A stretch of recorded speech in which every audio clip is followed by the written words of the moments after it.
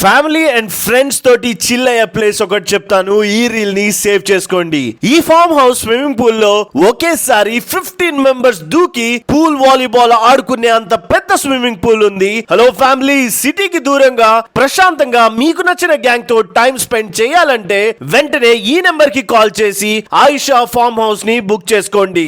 ఇక్కడ ఆడుకుంటే అలిసిపోయే అంత పెద్ద గ్రౌండ్ ఉంది. బ్యాడ్మింటన్ కిట్ ప్రొవైడ్ చేస్తున్నారు.